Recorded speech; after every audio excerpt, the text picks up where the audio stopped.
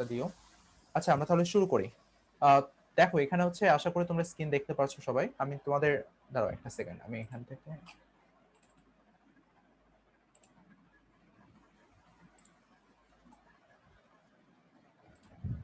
আচ্ছা একটু সবাই নোটিস করো আমাদের গুণগত রসায়নের যে চ্যাপ্টারটা আমরা এখন শুরু করছি। আচ্ছা আরেকটা বিষয় তোমাদের আমি বলে দিচ্ছি, সেটা হচ্ছে আমি আমার কোর্সে মানে তোমাদের সাথে যে কেমিস্ট্রি কোর্সে আমার আইডিয়া যেরকম মনে হচ্ছে তোমাদের সম্ভবত তোমরা যদি কন্টিনিউ করো আমার কাছে এভাবে, আমাদের হচ্ছে সামনের বছরের সম্ভবত অক্টোবর নভেম্বর পর্যন্ত যাবে টোটালি আমাদের সিলেবাসটা শেষ করার জন্য। এটা হচ্ছে কথা। আর আমি যেটা হচ্ছে ফোকাস করব এবং তোমাদেরকে যেটা বলবো হচ্ছে আমি তোমাদের যেভাবে পড়াবো সেটা হচ্ছে এইচএসসি সিলেবাসটা আমাদের কমপ্লিট হয়ে যাবেই, তার সাথে সাথে হচ্ছে ইউনিভার্সিটি অ্যাডমিশন এবং হচ্ছে ইঞ্জিনিয়ারিং অ্যাডমিশন আমরা এই দুইটাকেও কমপ্লিট করবো। অর্থাৎ বইয়ের এমন অনেক থিওরি আছে যেটা তোমাদের কলেজেও পড়াবে না, তার রিজনটা হচ্ছে এইচএসসি সিলেবাসে নাই অথচ বইতে আছে এবং সেগুলো অ্যাডমিশনের জন্য ইম্পর্টেন্ট। এই টপিকগুলো হচ্ছে তোমাদের অ্যাভয়েড করে যাওয়া হবে, কলেজ থেকে অ্যাভয়েড করে যাওয়া হবে, বাট আলটিমেটলি আমি সেটা করব না। তোমাদের যেহেতু টপিকগুলো আছে বইতে এবং ইঞ্জিনিয়ারিং অ্যাডমিশনের জন্য বা যখন ভার্সিটি অ্যাডমিশনের সময় যাবা তখন হচ্ছে সেই টপিকগুলো পড়তেই হবে, সো আলটিমেটলি বাদ দেওয়ার কোনো সুযোগ নাই। আমি সেই টপিকগুলো তোমাদের আহ, যখন আমরা চ্যাপ্টারটা পড়তেছি একই সাথে কভার করে যাব। আই থিঙ্ক এটা তোমাদের জন্য অনেক ভালো হবে, কারণ আসলে এইচএসসির পর গিয়ে তোমরা যখন অ্যাডমিশন কোচিং করবা তখন আসলে নতুন নতুন থিওরি বা কনসেপ্ট শেখাটা অনেক বেশি প্যারার কাজ। সো আলটিমেটলি সবকিছু যাতে তোমাদের পরিচিত থাকে পুরো বইটাই, সো এটা এনশিওর করা আমার রেসপন্সিবিলিটি, আর তোমাদেরও সে ব্যাপারে তোমাকে সহযোগিতা করতে হবে। আচ্ছা সবাই কি শুনতেছো, বুঝতেছো কথা? হ্যালো। জি ভাইয়া, জি শোনা ভাইয়া। যাচ্ছে। হ্যাঁ, সো হ্যাঁ, আমার শুনতে ফোকাস পাচ্ছি। থাকবে ইউনিভার্সিটি অ্যাডমিশন এবং engineering admission along with HSC তোমাদের কভার করে দাও। সো আমি এই জন্য কিছু এক্সট্রা থিওরি টিউরি পড়াতে পারি। এক্সট্রা থিওরি এই সেন্সে যে এইচএসসি সিলেবাসে নেই বাট তোমার বইতে আছে। লাইক আমি তোমার যদি দেখাই একটু, হচ্ছে এখানে তোমরা হয়তো যদি খেয়াল করো, হ্যাঁ, এটা কি হাজারি স্যারের বই? হ্যাঁ হাজারি স্যারের বই। এই যে এখানে একটা খেয়াল করছো একটা কনসেপ্ট, দাঁড়াও আমি একটু হাইলাইট করে দিই। আচ্ছা ওয়েট একটা সেকেন্ড, কি হলো এখানে? আমি হাজারি স্যারের বই থেকে দেখাচ্ছি, তোমরা বেশিরভাগই সম্ভবত হাজারি স্যারের বই ফলো করো, রাইট? ভাইয়া, এটা কমন বই, জাতীয় বই। আচ্ছা, সো দ্রাবক নিষ্কাশন এই যে টপিকটা, এটা কিন্তু জীবনে তোমাদের এইচএসসি তে পড়ানো হবে না। তো যে কলেজেই পড়ো তোমরা সমস্যা নেই, বাট এই টপিকটা টোটালি অ্যাভয়েড করে যাওয়া হয় এইচএসসি তে, দ্রাবক নিষ্কাশনের টপিকটা। বাট এটা কিন্তু অ্যাডমিশনের জন্য খুবই ইম্পর্টেন্ট একটা টপিক, সো এটা বাদ দেওয়ার কোনো সুযোগ নেই। সো এরকম বেশ কিছু টপিক আছে যেটা এইচএসসি তে অ্যাভয়েড করে যাওয়া হয়, বাট আলটিমেটলি আমাদের সেটা পরবর্তীতে গিয়ে অ্যাডমিশন কোচিং এর সময় শিখতে হয়। সো এই প্যারাটা তো তখন নেওয়ার দরকার নেই, কারণ আমাদের এখন এনাফ সময় আছে, অ্যাটলিস্ট আমরা এক বছরে বেশ কিছুটা সময় পাচ্ছি। সো এখন যেহেতু আমরা পড়তেছি চ্যাপ্টারটা, আমরা সবগুলো টপিকই কভার দিয়ে যাব। এবং আরেকটা বিষয় এনশিওর করতেছি আজকের ক্লাসে যে, এনশিওর না ঠিক ইনফর্ম করতেছি আসলে কোন কোন টপিকগুলো আমাদের এইচএস এর জন্য বেশি ইম্পর্টেন্ট আর কোনগুলো আফটার অল আমাদের অ্যাডমিশনের জন্য কাজে লাগবে। লাইক আমি প্রথম থেকে শুরু করি, আমাদের 2.1 পরমাণু মডেল ও প্রাথমিক ধারণা, এটা সম্পর্কে সবাই বুঝতে পারছে যেটা আসলে তেমন খুব একটা ইম্পর্টেন্ট কিছু না। তারপর হচ্ছে রাদারফোর্ডের আলফা মডেল, আলফা কণা বিচ্ছুরণ, সবাই কি কার্সর দেখতে পাচ্ছ এখানে? জি হ্যাঁ, কার্সর দেখা দেখা যাচ্ছে। যাচ্ছে? আচ্ছা, রাদারফোর্ডের আলফা কণা বিচ্ছুরণ পরীক্ষা, এটা জাস্ট হচ্ছে এটাও খুব একটা ইম্পর্টেন্ট টপিক না। রাদারফোর্ডের পরমাণু মডেল জাস্ট ছোটবেলা থেকে যে আইডিয়াগুলো নিয়ে আসছো সেটাই এনাফ। এখন বোর পরমাণু মডেল, এটা এক্সট্রিমলি ইম্পর্টেন্ট। এটা এক্সট্রিমলি ইম্পর্টেন্ট তোমাদের কম্পিটিশনের পয়েন্ট অফ ভিউ থেকে, অর্থাৎ ইঞ্জিনিয়ারিং অ্যাডমিশনের পয়েন্ট অফ ভিউ থেকে 3 স্টার টপিক।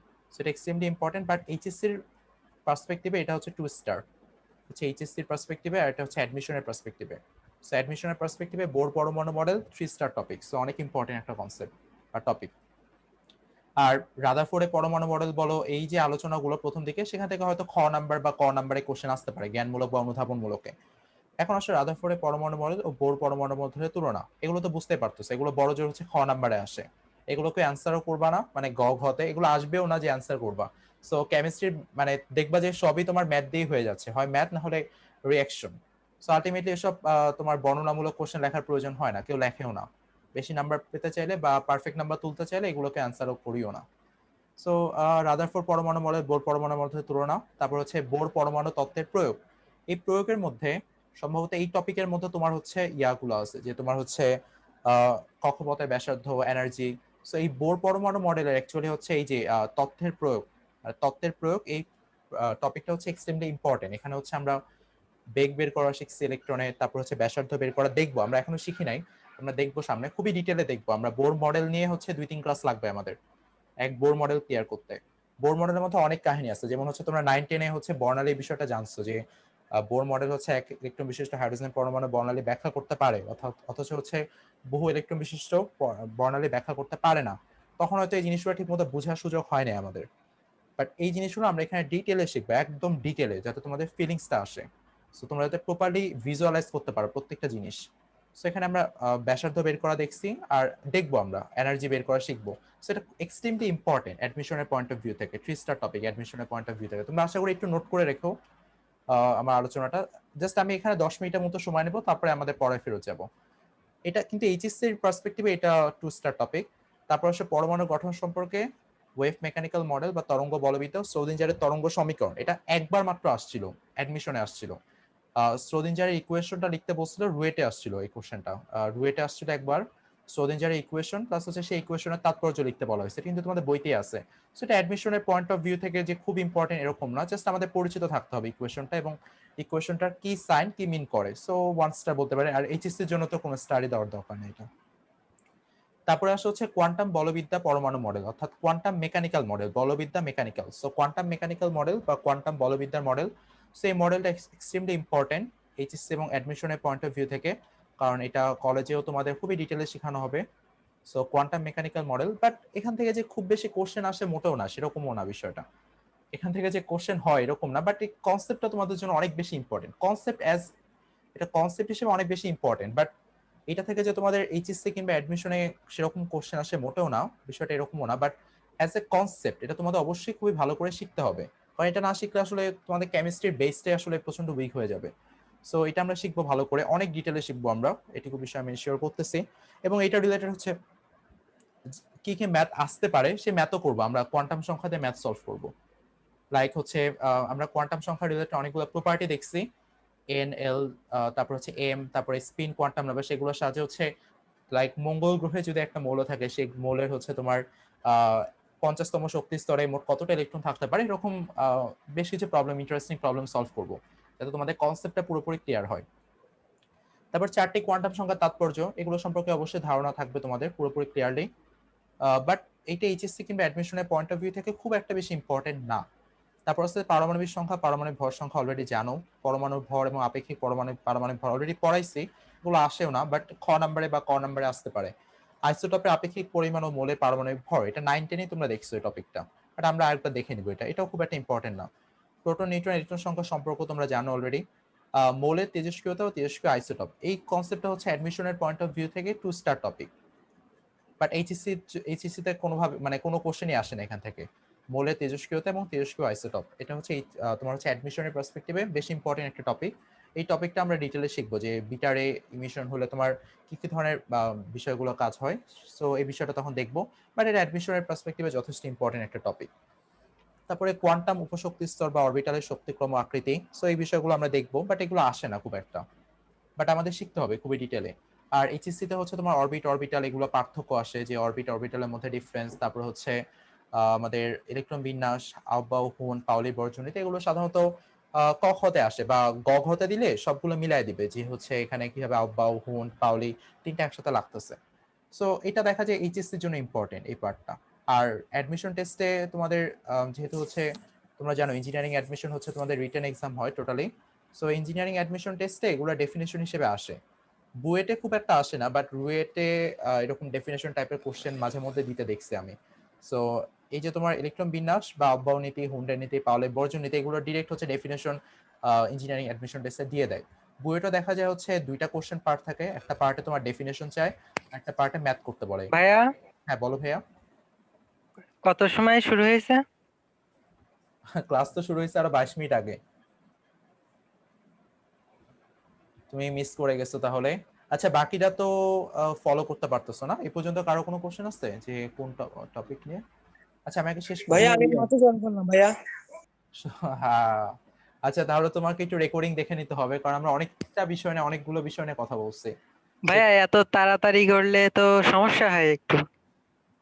আমি কিন্তু তাড়াতাড়ি বলতেছি না ভাই, এটা কিন্তু আমি পড়াচ্ছি না, আমি তোমাদের টপিক নিয়ে ধারণা দিচ্ছি যে কোন টপিকটা আসলে তোমাদের অ্যাডমিশন টেস্টের জন্য ইম্পর্টেন্ট আর কোনটা এইচএসসি এর জন্য ইম্পর্টেন্ট। So এটাই যদি তোমাদের 1.5 ঘন্টা ধরে বলি তাহলে কিভাবে পড়াবো বলো, আজকে পড়া তো হবে না। আচ্ছা বেশ, আজকে মেবি তোমরা সেই ইন্টারেস্টিং পার্টটাতে আমি মেবি আজকে যাইতে পারবো না, বাট নেক্সট 2 ক্লাসের মধ্যে আমরা সেই ইন্টারেস্টিং পার্টে যাব, তোমাদের অনেক ভালো লাগবে আশা করি সেই পার্টটা। আচ্ছা, বাট আফটার অল যেহেতু আমরা জেনারেল ডিসকাশন করতেছি, এখানে কোনো কিছু বোঝাচ্ছি না, তাই একটু ফার্স্ট গেলে সমস্যা নেই আশা করি। সো প্রথম 30টি মোলের ইলেকট্রন বিন্যাস। সো প্রথম 30টি মোলের ইলেকট্রন বিন্যাস এটা সবারই পারা উচিত, সো এটা তোমরা শিখে নিও।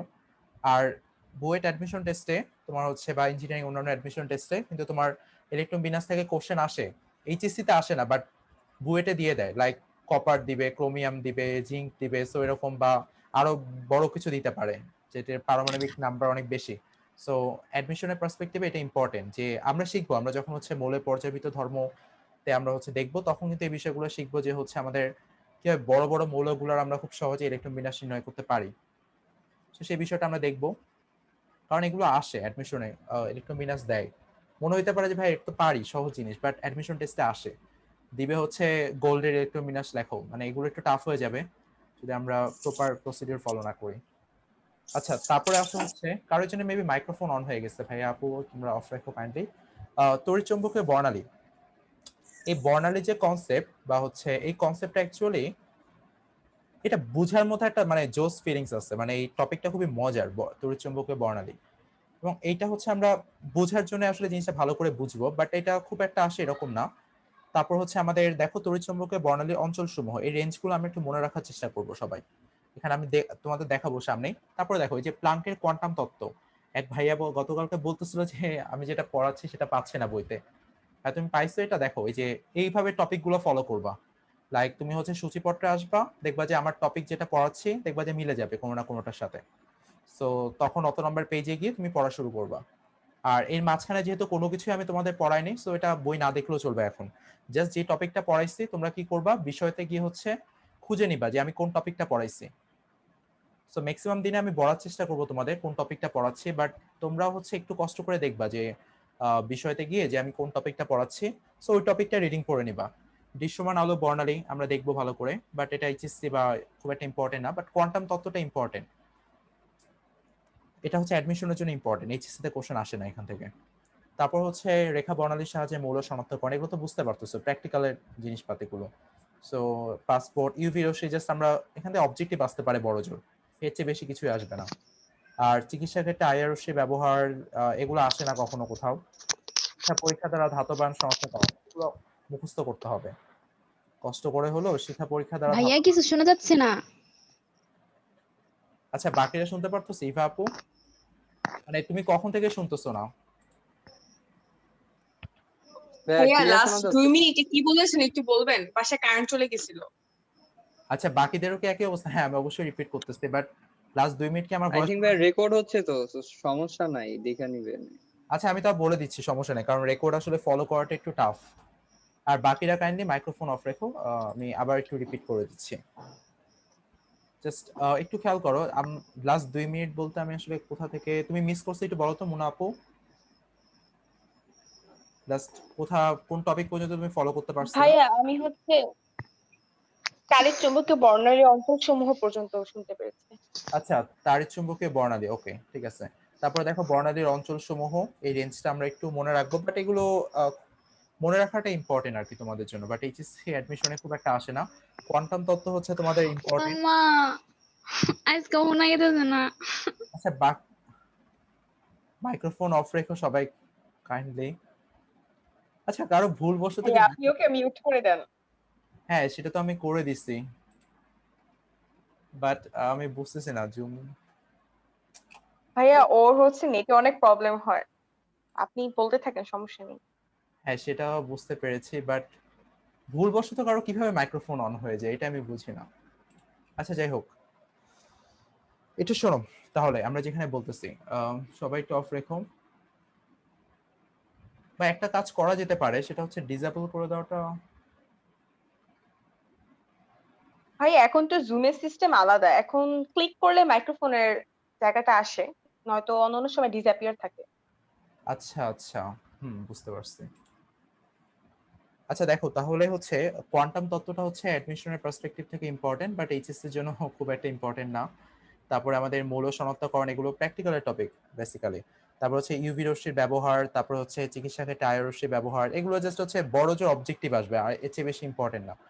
রোগ নির্ণয়, এমআরআই পরীক্ষার মূলনীতি, এগুলো জাস্ট হচ্ছে অবজেক্টিভ, মানে এগুলো কিছুই না। সো শিক্ষা পরীক্ষা দ্বারা এটা তোমাদের প্র্যাকটিক্যাল করানো হবে কলেজে।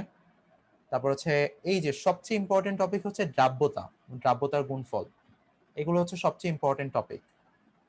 সো এইটা যেমন অ্যাডমিশনের জন্য 3 স্টার টপিক, এইচএসসির জন্য 3 স্টার টপিক, বুঝছো?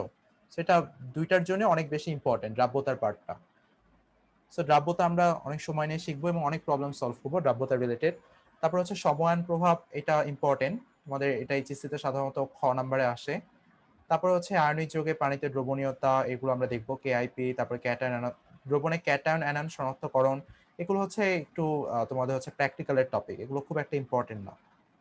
তারপর হচ্ছে এরপরে যে আলোচনাগুলো আছে লাইক কেলাসন পদ্ধতি, আংশিক কেলাসন, পাতন, সাধারণ পাতন, আংশিক পাতন, এগুলো কখনো এইচএস অ্যাডমিশন টেস্টে আসে না। এইচএসসি তো যে এইচএসসি তে আসতে পারে তোমাদের ডেফিনেশন হিসেবে, জাস্ট এগুলো ডেফিনেশন মনে রাখাটা ইম্পর্টেন্ট, সংজ্ঞাগুলো মনে রাখাটা ইম্পর্টেন্ট, ঠিক আছে? তারপর হচ্ছে বাষ্পপাতন, নিম্নপাতন, সো আমরা একটু দেখবো, একটু ধারণা নিব, ঊর্ধ্বপাতন, এগুলো খুব একটা ইম্পর্টেন্ট না। দ্রাবক নিষ্কাশনের টপিকটা তোমাদের অ্যাডমিশনের পার্সপেক্টিভে অনেক বেশি ইম্পর্টেন্ট, বাট হচ্ছে এইচএসসির জন্য মোটেও না, এইচএসসি তে এটা পড়ানো হয় না খুব একটা। সো ক্রোমাটোগ্রাফি টপিকটা জাস্ট এগুলো আমরা দেখবো যে হচ্ছে এমসিকিউ রিলেটেড প্রবলেমগুলো সলভ করার জন্য, বাট আমরা একটু ডিটেইলে দেখবো, সবকিছু দেখার চেষ্টা করবো যাতে অ্যাটলিস্ট টপিকগুলো নিয়ে তোমরা একটু ভালো লাগে তোমাদের। সো এই ক্রোমাটোগ্রাফি, তারপর হচ্ছে এই যে টপিকটা, আর আশা করি তোমাদের বিষয়টা একটু ক্লিয়ার হলো যে আসলে কোন টপিকগুলোকে তোমরা গুরুত্ব দিবা এবং কোনগুলোকে চাইলে একটু ইয়া করা যায়। বাট আমি তোমাদের সাজেস্ট করবো যে আসলে যেমন এই টপিকগুলো চিকিৎসা ক্ষেত্রে আইআরওসি, এমআরআই, এগুলো কি পড়বা বলো? প্রথম হচ্ছে জাস্ট একবার রিডিং দিয়ে ইনফরমেশন গুলো মাথায় রাখতে পারো। সো এগুলো খুব একটা ইম্পর্টেন্ট না, বাট বেশি সময় দেওয়া উচিত তোমাদের আসলে দ্রাব্যতা বা হচ্ছে তোমাদের এই যে বোর মডেল, যেগুলো এক্সট্রিমলি ইম্পর্টেন্ট, তারপরে কোয়ান্টাম মেকানিক্যাল মডেল, সো এই বিষয়গুলোতে তোমাদের অনেক বেশি সময় দেওয়া উচিত। সো আমি সেই বিষয়টা খেয়াল রাখবো তোমাদের। আচ্ছা, এখন কারো কোনো কোশ্চেন লাইক কোন টপিকটা ইম্পর্টেন্ট, কেউ যদি কোনো কিছু জিজ্ঞাসা করতে চাও? সবার কাছে তো ধারণাটা ক্লিয়ার যে আসলে কোন বিষয়টাকে আমাদের বেশি গুরুত্ব দেব। ভাইয়া হ্যাঁ বলো ভাইয়া। ভাইয়া শুরু থেকেই কি এইগুলো বুঝাইছেন? হ্যাঁ, শুরু থেকে এগুলো নিয়ে কথা বলছি মেইনলি, ও আচ্ছা। শুরু থেকে এই বিষয়গুলো নিয়ে কথা বলছি আমরা। আজকে ক্লাসে হচ্ছে শুরুতে আমি তাহলে একটু ক্লাসে ফেরত চলে যাই ডিরেক্ট এখন। এবং লাস্ট ক্লাসে কি কি বিষয় নিয়ে আলোচনা করা হয়েছে, এখানে মেবি কার্সর কেউ মানে দেখা মানে কার্সর দেখা যায় কি এখানে? এটা আমি যে কার্সর নড়াচ্ছি, কেউ কি দেখতে পাচ্ছো? ভাইয়া না ভাইয়া, এটা মানে খুবই একটা উইয়ার্ড টাইপের প্রবলেম, আমি বুঝলাম না এটা কেন হয়। আমি দেখতে পাচ্ছি বাট অন্যরা দেখে না। আচ্ছা, গতকালকে একটা ইনফরমেশন ছিল, আমাকে সিয়াম ভাইয়া বললো, সেটা হচ্ছে এই যে প্রোটন, প্রোটন যে আবিষ্কার, আমি গোল্ডস্টেইন ইনফরমেশনটা দিছি, পরবর্তীতে হচ্ছে সে দেখালো যে তোমরা যদি গুগল করো আসলে রাদারফোর্ডের নামটাই আসতেছে প্রোটনের ক্ষেত্রে। এবং আমি এটা নিয়ে একটু স্টাডি করে দেখলাম যে আসলে প্রোটনের যে আবিষ্কারের যে বিষয়টা, এখানে হচ্ছে গোল্ডস্টেইন প্রোটনকে আসলে H+ হিসেবে অবজার্ভ করছে, মানে প্রোটনকে সে ফার্স্ট পাইছে, বাট সে প্রোটনের কোনো ক্যারেক্টারিস্টিক্স বা এই নিয়ে আসলে তেমন কিছু একটা বলেন নাই। বাট রাদারফোর্ড হচ্ছে এটা নিয়ে ডিটেলে কথা বলছেন, মানে মোটামুটি রাদারফোর্ডকে আসলে ক্রেডিটটা বেশি দেওয়া হয়। তাই তোমাদের যদি প্রোটন কে ডিসকভার করে আসে তাহলে রাদারফোর্ডের নাম লিখবা, মানে এটা হলো রাদারফোর্ড, গোল্ডস্টেইন দেওয়ার দরকার নেই। বাট প্রোটন আবিষ্কারের পিছনে আসলে দুইজন সায়েন্টিস্টই অবদান রাখছে, গোল্ডস্টেইন আর রাদারফোর্ড। বাট রাদারফোর্ডকে বেশি ক্রেডিট দেওয়া হয়, এটা হচ্ছে 1911-এ প্রোটন রাদারফোর্ড আবিষ্কার করে। সো এই ইনফরমেশনটা একটু কারেক্ট করে নাও, কারণ তোমাদের বইয়েও তো আমি রাদারফোর্ডের কথাই লেখা আছে। আর যদি তোমাদের মিটিংটা মানে 40 মিনিট পর মিটিং ক্যান্সেল হয়ে যায়, সেক্ষেত্রে হচ্ছে তোমরা আবার জয়েন করবা সেম লিংকে, ঠিক আছে? সো প্রোটন আবিষ্কার করে রাদারফোর্ড, সো এটা একটু কারেক্ট করে নাও, 1911 সালে। বাট গোল্ডস্টেইনেরও একটা অবদান আছে অবশ্যই, কারণ সে প্রোটনকে H+ হিসেবে অবজার্ভ করে। তারপরে আমরা দেখছিলাম যে নিউট্রন, আচ্ছা কারো একজনের মেবি মাইক্রোফোন অন হয়ে গেছে। ভাইয়া দুজনের মাইক্রোফোন অন আছে, একটু অফ করে দেন। হ্যাঁ, তুমি এটা আমাকে বলবা যদি কোনো নয়েজ হয়। একটা ঝামেলা হচ্ছে, আগে দেখা যেত যে কারো মাইক্রোফোনের উপর ক্লিক করে যদি মিউট বাটনে চাপ করা হতো তাহলে সাথে সাথে মাইক্রোফোন মিউট হয়ে যেত, বাট এটাও এখন টাইম নেই, ঠিক মতো কাজ করে না এই ফাংশনটা জুমের, যেটা গুগল মিটে খুবই ভালো মতো কাজ করে। আচ্ছা, আরেকটা বিষয়, যে জুমে এরকম 40 মিনিট পর পর ক্লাস কেটে যায়, এখন সেই ক্ষেত্রে কি আমাদের গুগল মিটে শিফট করা উচিত নাকি জুম এরকমই তোমাদের কোনো প্রবলেম হচ্ছে না? লাইক গুগল মিট হলে আমাদের ক্লাস এরকম কাটবে না বা হচ্ছে এরকম প্রবলেম থাকবে না।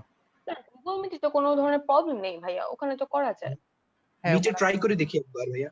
ওখানে আমরা করে দেখতে পারি। ওখানে কানেকশনও ভালো থাকে, জুমের কানেকশনটা অনেক লো থাকে। হ্যাঁ জুমের কানেকশন অনেক সময় আনস্টেবল থাকে, বাট ক্লাস করার জন্য আমার মানে বেসিক্যালি জুমটাই বেশি ভালো লাগে, কারণ জুমের ফিচার্স অনেক বেশি। আর গুগল মিটে হচ্ছে তোমার হ্যাঁ একা তো হচ্ছে 40 মিনিট পর পর ক্লাস কেটে যাওয়ার একটা মানে কোনো রকম টেনশন থাকে না। সো বাকিরা কি হ্যাঁ, গুগল মিটে এই ফিচার গুলো আছে, সমস্যা তো হবে না। হ্যাঁ খুব একটা সমস্যা হবে না। বাকিরা কি সাজেস্ট করো?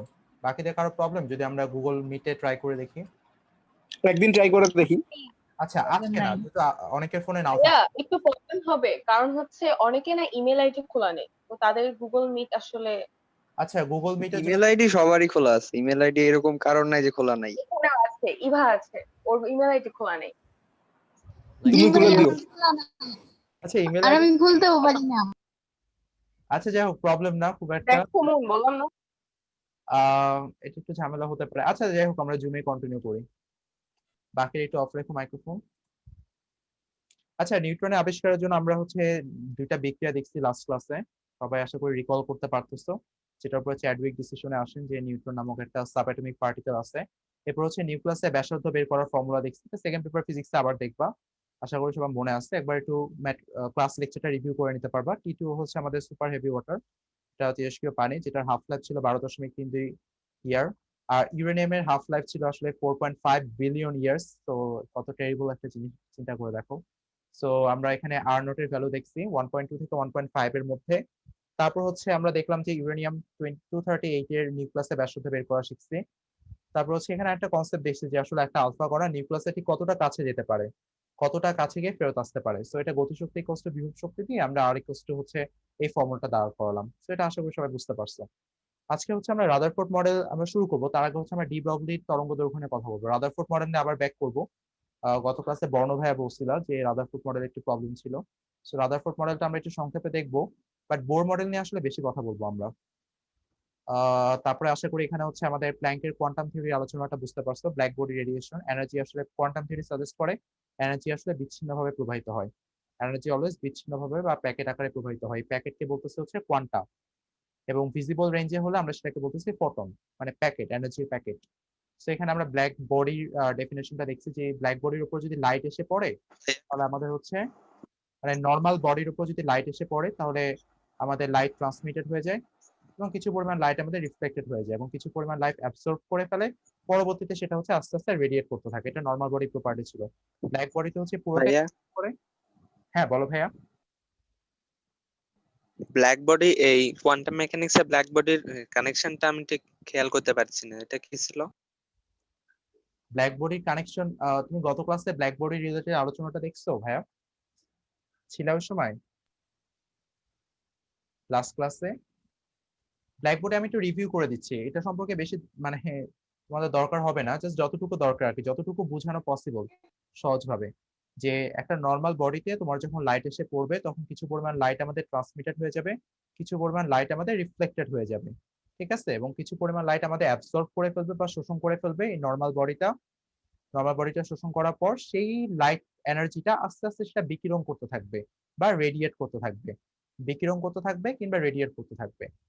সো ব্ল্যাক বডি কি করবে, ব্ল্যাক বডিতে যখন এসে লাইট এসে পড়বে বা ইলেকট্রোম্যাগনেটিক ওয়েভ বা তাড়িত চুম্বক তরঙ্গ এসে ব্ল্যাক বডিতে পড়বে, তখন আসলে কোনো প্রকার ট্রান্সমিশন বা নিঃসরণও হবে না, কোনো প্রকার প্রতিফলনও হবে না, পুরোটাই অ্যাবজর্ব করে ফেলবে বা শোষণ করে ফেলবে এবং সময় আস্তে আস্তে রেডিয়েট করতে থাকবে। এটার উপরে আসলে বেসিক্যালি এইটার এক্সপেরিমেন্ট থেকে আসলে প্ল্যাঙ্কের কোয়ান্টাম থিওরিটা দাঁড় করানো হয়েছে। তো এখান থেকে বলা হয়েছে যে প্যাকেটের যে তোমাদের প্যাকেটসের যে ওয়েভ, সেই ওয়েভের যে ফ্রিকোয়েন্সি, সেই ফ্রিকোয়েন্সিকে ধরা হয়েছে ই সমানুপাতিক নিউ, বা নিউ হচ্ছে আমাদের সেই কম্পাঙ্ক, তাহলে আমরা সমানুপাতিক ধ্রুবক লিখতে পারি, যেটা ছিল আমাদের প্ল্যাঙ্কের ধ্রুবক, এবং এখান থেকে ইকুয়ালস টু এইচ নিউ ফর্মুলাটা আসে। এবং ওয়েভের প্রপার্টি বা তরঙ্গের প্রপার্টিকে কাজে লাগাইলে বা বৈশিষ্ট্যকে কাজে লাগালে আমরা লিখতে পারি equals to H C by lambda, এবং এটা হচ্ছে একটা প্যাকেটের জন্য equals to H C by lambda, আর এন নাম্বার অফ প্যাকেটের জন্য N C by lambda. So এটা সবাই বুঝতে পারছো আশা করি। তো আমি এখন শুরু করি ডি ব্রগলি তরঙ্গ দৈর্ঘ্য। এটা তো বুঝছি, কিন্তু ব্ল্যাক বডির সাথে কোয়ান্টাম থিওরির মানে সম্পর্কটা কি? ওই যে রেডিয়েশনটা বের হচ্ছে না, ওই রেডিয়েশনটাকে উনি স্টাডি করে কোয়ান্টাম থিওরি দেন। মানে এই যে ইকুয়ালস টু এইচ নিউ, যে তোমার হচ্ছে যে তরঙ্গ দৈর্ঘ্যের রেডিয়েশন বের হচ্ছে সেটাকে পরবর্তীতে উনি ক্যাপচার করে সেটা থেকে এই ফর্মুলায় আসেন, এই সমানুপাতিক নিউ। এখান ও থেকে আচ্ছা ভাইয়া। রেডিয়েশন হচ্ছে অবশ্যই একটা নির্দিষ্ট তরঙ্গ দৈর্ঘ্যে আলোয় বের হচ্ছে বা কম্পাঙ্কে আলোয় বের হচ্ছে, পরবর্তীতে এটাকে উনি স্টাডি করে এই সমানুপাতিক নিউ এই ডিসিশনে আসেন। এবং আসলে প্ল্যাঙ্কের কোয়ান্টাম থিওরি এটা ব্যাখ্যাটা পরবর্তীতে হচ্ছে ফটো ইলেকট্রিক ইফেক্ট আলবার্ট আইনস্টাইনের। এটা হচ্ছে প্ল্যাঙ্কের যে যে কোয়ান্টা বা প্যাকেট, এই প্যাকেটটাকে আরো ভালোভাবে এক্সপ্লেইন করে photo electric effect Albert Einstein. এটা তোমরা পড়বা সেকেন্ড পেপার ফিজিক্সে। আচ্ছা আমরা তাহলে শুরু করি। সম্ভবত কিছুক্ষণের মধ্যে আবার ক্লাসটা কেটে যাবে, তোমরা সবাই আবার জয়েন করো, সম্ভবত 3 মিনিটের মতো সময় আছে আমাদের হাতে। তো আমরা শুরু করি দেরি না করে। ডি ব্রগলি তরঙ্গ দৈর্ঘ্য। তো ডি ব্রগলি অ্যাকচুয়ালি আমাদের যে প্ল্যাঙ্কের কোয়ান্টাম থিওরি ছিল সেটা আসলে লাইট সম্পর্কে একটা খুবই আশ্চর্যজনক ইনফরমেশন দেয়। যে লাইটকে আগে মনে করা হতো শুধু ওয়েভ, বাট লাইট যে আসলে আসলে পার্টিকেলের নাও বিহেভ করে বা আলো যে আসলে পার্টিকেলের নাও বিহেভ করতে পারে সেই সম্পর্কে কোয়ান্টাম থিওরি একটা রেভলিউশনারি আইডিয়া দেয়।